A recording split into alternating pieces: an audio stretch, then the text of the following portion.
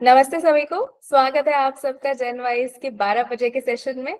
आज हम पहली बार आप सबके लिए लेके आए हैं शिव जी की कहानियां, पुराणों की कहानियां। आप कुछ जानते हैं, आप कुछ नहीं जानते हैं। वो खास कर हमारे आध्यात्मिक गुरु हैं, गुजरात से हैं, बड़ौदा से हमारे महेश भाई शास्त्री जी आए हैं। इनको 20 साल से ऊपर का एक्सपीरियंस है। वो इंडिया में भी और इंटरनेशनली भी ये कहानियां और आध्यात्मिक बातें करते हैं। तो आप सबके लिए खासकर, क्योंकि आपको ये सारी चीजें बहुत पसंद है ना, आई होप आपको आज का सेशन भी बहुत अच्छा लगेगा कहानियां सुनने का। तो मैं स्वागत करना चाहूंगी शास्त्री जी का। Shastri ji please mic mute कर लीजिए। सर आपका माइक म्यूट पर है, अनम्यूट कर लीजिए जी। हाँ अच्छा। जी, जी जी जी, परम, अब आवाज आ रही है जी। अभी मेरी आवाज आप सभी को आ जी रही है? परफेक्ट। जी जी बिल्कुल आ रही है। जी जी। अच्छा, सबको ओम नमः शिवाय। ओम आपके नमः शिवाय हृदय शास्त्री में जी। बैठे हुए भगवान शिव को हमारा शत शत प्रणाम। और आज का जो दिन है, आज जो अवसर प्राप्त हुआ है बोलने का, सुनने का, समझने का, तो ठाकुर जी की कोई न कोई कृपा रही होगी। इसके माध्यम से आज जिनवाइस एप्लीकेशन के माध्यम से आज की ये हमारी जो सेशन है, भगवान शिव की कहानियां, भगवान शिव जी का नाम स्मरण, इसके बारे में बात करेंगे। अभी शुरू करूं? हाँ जी सर, बिल्कुल शुरुआत कीजिए। धन्यवाद। नमः शिवाय। एक श्लोक करते हैं, परमात्मा को याद करते हैं, जिसको हमारी भाषा में हम उसको मंगलाचरण बोलते हैं। हरि ओम नारायणाय विद्महे वासुदेवाय धीमहि तन्नो विष्णु प्रचोदयात्।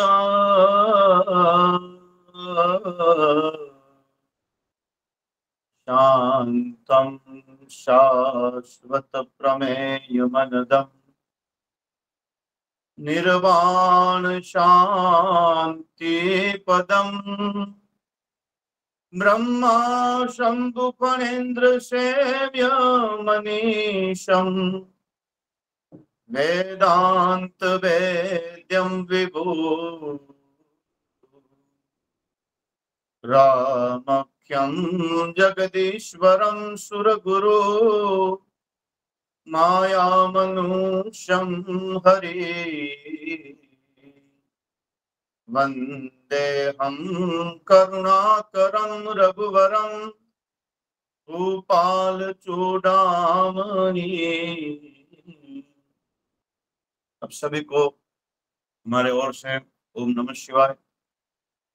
मैंने ये जो अभी अभी श्लोक गाए, जो बोला, वो रामचरितमानस के सुंदरकांड के मुख्य श्लोक थे। उसका मैंने बोलना ठीक उचित समझा, क्योंकि जो हनुमान जी स्वयं जो है भगवान शिव के 12 रुद्र अवतार है, और शिव का अर्थ ही है कल्याण का। एक दूसरी बात मैं कहना चाहता हूं, शिव जो है ब्रह्मा, विष्णु और महेश, अजम निर्गुणम निर्विकल्पम निरीहम चिदाकाश माकाश वासम भजामि, निराकार ओमकार मूलम तुरीयम गिराज्ञान गौती तमीशम गिरीशम। भगवान विष्णु के 24 अवतार हुए, इसमें मुख्य दशावतार हुए, मगर भगवान शिव का कोई अवतार नहीं है। हनुमान जी महाराज है, वो भगवान शिव का रुद्र अवतार मान गया है। तो शिव का अर्थ है कल्याण, विश्व का कल्याण। विश्व के प्रति जब देवता और दानवों का मंथन हुआ, उसी समय सभी देवताओं ने, सभी दानवों ने अच्छी सी मीटिंग बुलाई कि आर्थिक व्यवस्था की बहुत तकलीफ है, क्या किया जाए। उनके लिए बड़ी जगह चाहिए, तो वो बड़ी जगह के लिए समुद्र ने किनारा दिया कि आइए आप मेरे तट पे बैठ के आपकी मंगल बात जो है वो करिए और विश्व का कल्याण। जब देवताओं और दानवों ने दोनों देखा कि ये सारी संपत्ति तो ये शिव, ये सारी संपत्ति तो स्वयं सागर के पास है, तो जिन्होंने आश्रय दिया उन्होंने खगोलने का प्रयत्न किया, मगर ठीक है, कोई बात नहीं, करुणा का अवतार है सागर। 16 रत्न निकलने से पहले जब विष का पान किया गया, तब तक शिव किसी को याद नहीं आया। इसमें सब चीज है, सब है। यहाँ शिव नहीं है, इनको बुलाया जाए, इसको न्योता दिया जाए, ऐसी कोई बात नहीं की। मगर विष जो निकला वो जीवन है। हमारी उम्र के अंदर 16 साल से लेके 32 साल तक विष निकलता है।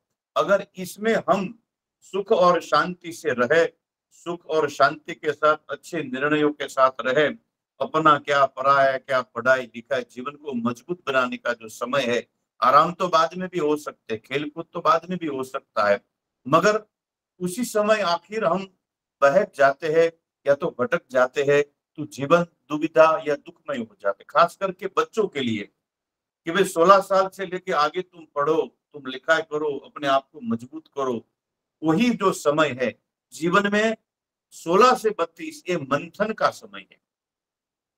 और वो जो मंथन हुआ उसमें से जो विष निकला वो परमात्मा ने बताया, इसके लिए तो कोई ग्रहण करने वाला कोई व्यक्ति है नहीं। तो आखिर देवता और दानव दोनों मिलके भगवान शिव के पास गए और यही विष शिव जी ने पिया, न नीचे उतारा न बाहर रखा, अपने कंठ में रखे, तो वो कहलाए भगवान नीलकंठ। परमात्मा शिव का एक नाम नीलकंठ भी है। भगवान शिव और पार्वती एक समय पे कहीं यात्रा पे निकल रहे थे।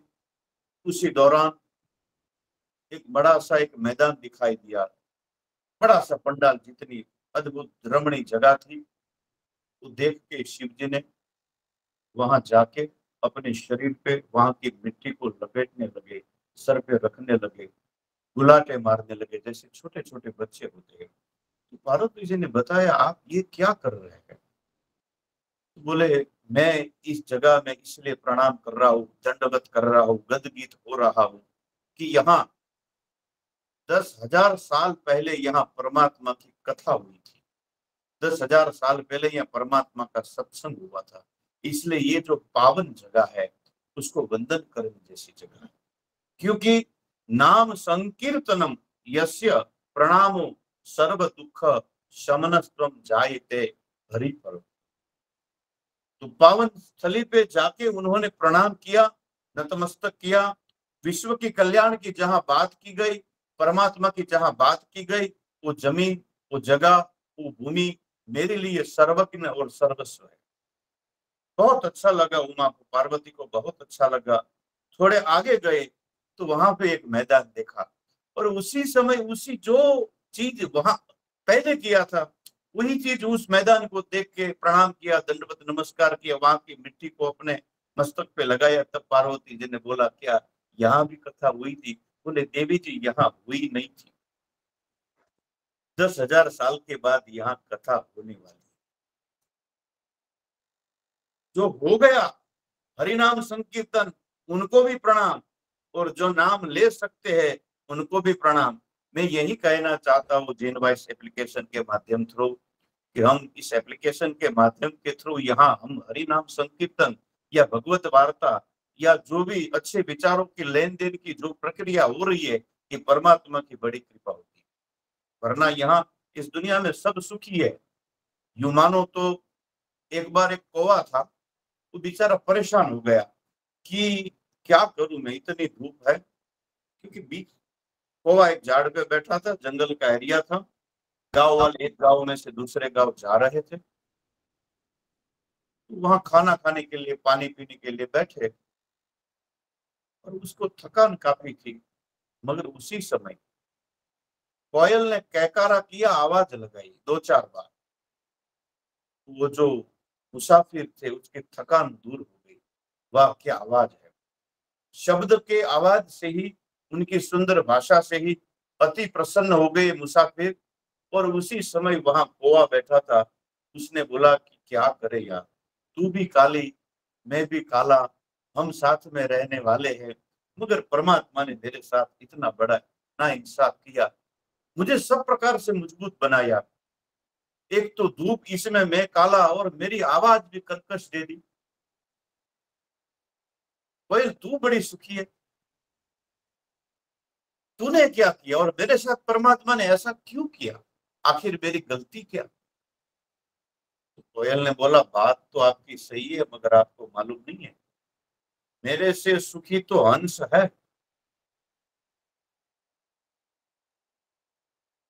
तो कौआ ने मन में विचार किया कि इसके लिए मैं क्या करूं। तो कोयल ने बताया कि आप शिव के पास जाइए या परमात्मा को प्रसन्न करिए, मगर सबसे प्रथम प्रसन्न वाले कोई देव है, जल्दी प्रसन्न वाले देव है, जिसको किसी भी प्रकार की 56 भोग की आवश्यकता नहीं। पत्र पुष्पम तोयम फलम यो में भक्ति प्रयच्छन्ति माधवा। भगवान शिव को आपके घर में अगर कोई पत्र, पत्र यानी ऐसा नहीं कहा गया है कि बिल्व पत्र ही लाइए, तुलसी पत्र ही लाइए। आप जिस एरिया में, जिस गांव में, जिस नगर में, जिस राष्ट्र में रहते, वहां का कोई भी एक झाड़ का पत्ता चढ़ा, मैं खुश हो जाऊंगा। पत्राणी नहीं बोला, बहुसंख्यक शब्द का उपयोग भी नहीं किया, एक ही पत्र। पत्रम पुष्पम, पुष्प भी ऐसा नहीं है कि गेंदे का फूल दे या गुलाब का दे या कमल का दे, नहीं, जो भी दे तुम्हारे जो एरिया में होता है। पत्र पुष्पम, अगर ये नहीं है तो फल दे दो, अगर फल भी नहीं है तो तुम्हारे एरिया में जो पानी हो रहा है, ऐसा भी नहीं है कि नर्मदा गंगा सिंधु सरस्वती कावेरी यमुना गोदावरी, तुम्हारे घर में जो नल है, तुम्हारे आवाज के आसपास जो पानी है, वो पानी चढ़ा दो, मगर शब्द एक है, यो में जो भी दो भक्ति प्रयच्छन्ति ही माधवा। परमात्मा को जो भी दो वो प्रेम से परमात्मा स्वीकार करते हैं, परमात्मा भाव से स्वीकार करते हैं, परमात्मा भाव के अधीन है। परमात्मा को अगर प्रसन्न करना है तो कोई व्यक्ति चाहे कि रुपया वाले हो तो परमात्मा प्रसन्न हो सकता है। अगर ऐसा हो तो रावण राजों के महल में परमात्मा का वास नहीं होगा। शबरी की झोपड़ी में परमात्मा गए। वो ऐसा बोलता है कि अगर हम सुंदर हो, दिखने में अच्छे हो तो परमात्मा मिल सकता है, नहीं, ऐसा भी नहीं। परमात्मा काया को नहीं देखते, परमात्मा कलेजे को देखते। उपजा के पास कौन सा रूप था, मगर परमात्मा चल गएगा।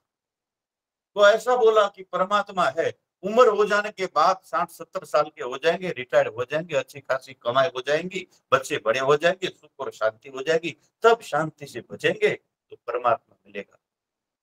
जरूरी नहीं है कि 70 साल में परमात्मा मिले। अगर 70 साल के बाद परमात्मा मिलते तो प्रहलाद की कौन सी उम्र थी। कोई अगर ये बोले कि परमात्मा ज्ञानी को ही मिलता है, तो गजेंद्र हाथी कौन सी कॉलेज में पढ़ाई करने गया था, किसी भी कॉलेज में। तो बोले परमात्मा मिले तो शूरवीर से मिले, तो बोले ऐसा भी नहीं, परमात्मा शूरवीर से मिले ऐसी कोई बात नहीं। केवट ने कौन सी शूरवीरता बताई थी। बोले परमात्मा अब ये बता दीजिए महात्मा जी, तो परमात्मा मिले कैसे। तो परमात्मा एक ही चीज को मानता है, राम ही केवल प्रेम प्रिया। परमात्मा भाव को मानते हैं, परमात्मा मन को मानते हैं। इसलिए परमात्मा ने किया कि जो भी दे भाव से दे, मन से दे, इसलिए हम नमस्ते करते हैं, परमात्मा को प्रणाम करते हैं। प्रणाम का मतलब अलग है, नमस्ते का मतलब है। तो उसी समय कोयल ने बताया कि तुम शिव के पास जाओ, वो सबसे प्रसन्न होने वाले देव है, मगर मेरे से तो सुखी ये हंस है। तो कौआ ने मन ही मन बना लिया, अब मेरे को कोयल बनने का प्रोग्राम कैंसल, अभी मैं हंस ही बनूंगा, तेरे जैसा नहीं, मैं हंस ही बनूंगा। क्योंकि हंस दिखने भी सुंदर है, अच्छे से तालाब में भी रहते, सुखी संपन्न लोग उसको मिलने आते हैं। और या वीणा वरदंड मंडी तुम श्वेत पद्मासन, वो सरस्वती का वाहन है। उसके पास वाणी भी है, उसके पास विचार भी है, उसके पास लेखनी भी है। कहबो सुनबो और समझबो कछु चतुरन सुजानन के ओर, ये तीनों चीज मिलेगा। इसलिए मैं बनूंगा तो अब हंस ही बनूंगा। गया वो हंस के पास, बोले मेरे साथ परमात्मा ने नाइंसाफी की है, तो मैं हंस बनने के लिए जा रहा हूँ। आपको हंस बन के सुख मिला। तो हंस बड़े दुखी होके चारों ओर देख लिया, फिर बोला आपकी बात तो सही है, मगर मेरा रूप ही मेरे को परेशान कर रहा है। मेरे को लोग आजकल क्या है कि कौन कौन सी चीज खाने वाले लोग हैं, मैं भी बड़ा बच के रहता हूँ, इसलिए अगर मेरे से कोई सुखी है तो वो सुखी तोता है। बोले कैसे? रूप भी सुंदर, उड़ भी सकता है, छोटे का छोटा भी है। तो फिर वो तोता के पास गया, मगर तोता के पास जाने से पहले उसने बोला, हंस के बाद में तोता के पास जाओ। तो परमात्मा शिव के पास गया, बोले मेरे को आपने इतना काला कुकड़ा बनाया है, मेरे को आप कृपया तोता बना दीजिए, पहले मैंने हंस बनने का सोचा था। तो शिव ने बोला, एक भाई एक काम कर, तू इस बार तोता को भी जाके पूछ के आ क्या बनना चाहिए, फिर दोबारा चेंज नहीं होगा।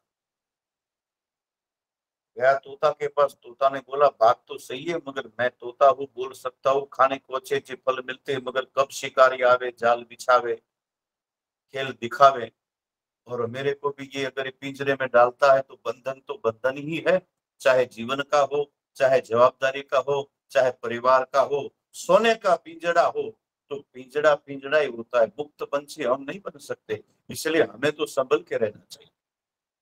मेरे से कोई अगर अच्छा सुखी हो तो वो मोर है। फिर गई शिव जी के पास, अभी फाइनल हो गया, सभी लाइफ लाइन पूरी हो गई, अब आप मेरे को मोर ही बना दीजिए।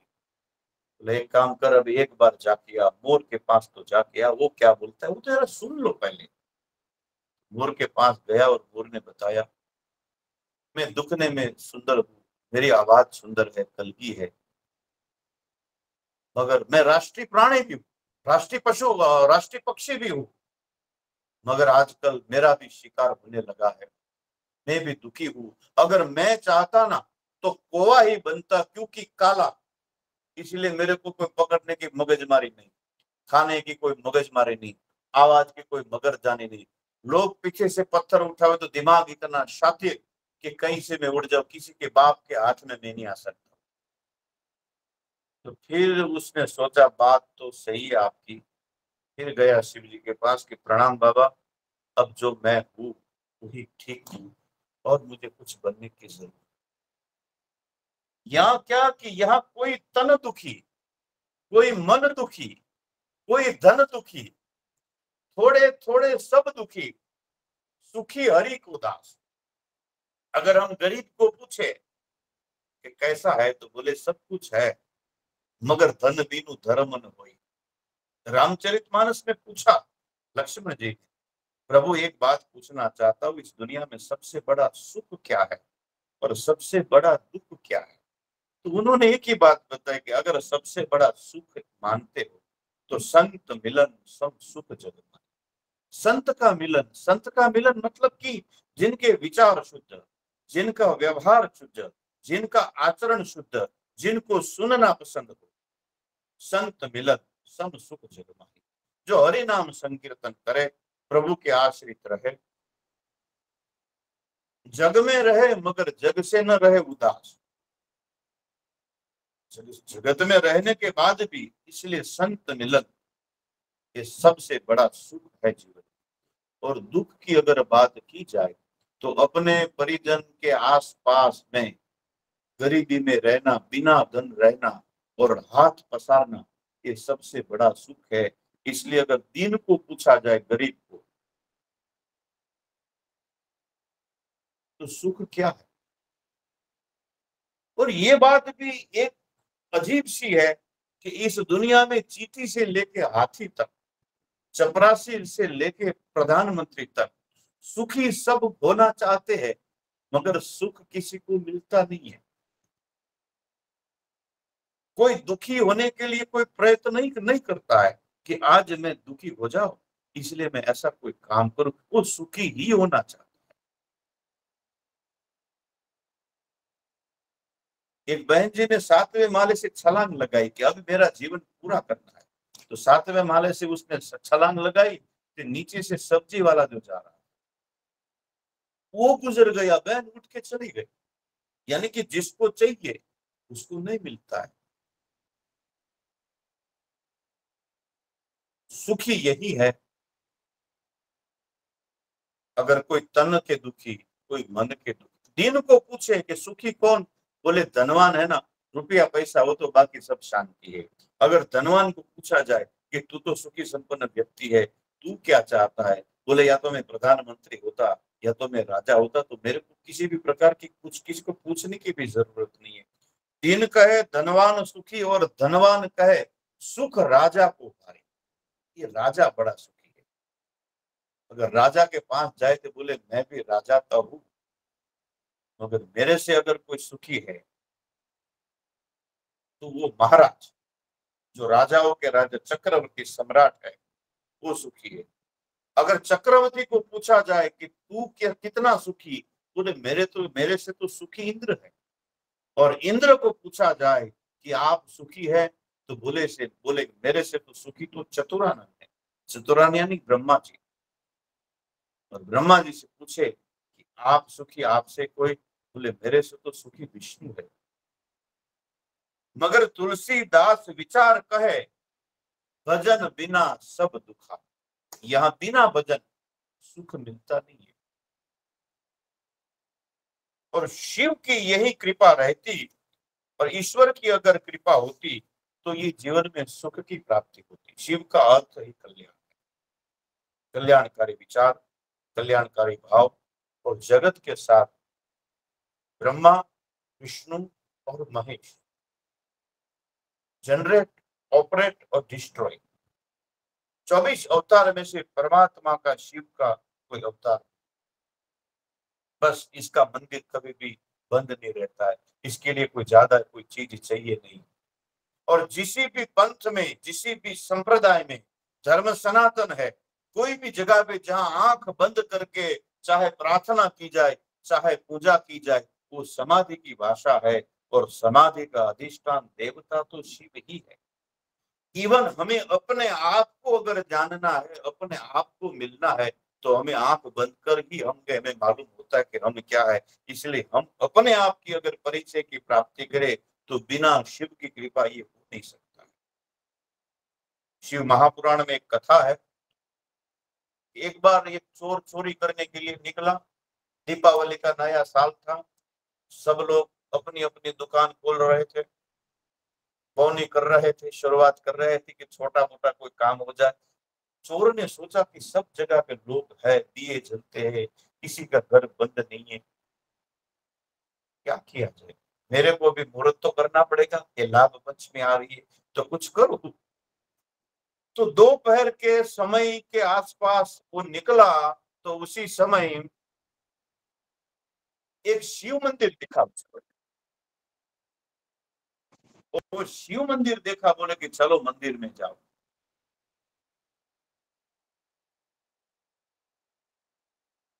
तो वो मंदिर में गया, दूर से परमात्मा को प्रणाम किया, बोले क्या करे बाबा जी, आप मेरी लाज रखो, मुझे भी बोनी करना है। तो मंदिर के दर्शन करते ऊपर देखा तो बोले कि चांदी की जलाधारी है, इसको उठाया जाए, मेरा काम भी हो जाए और मेरा भी मुहूर्त हो जाए।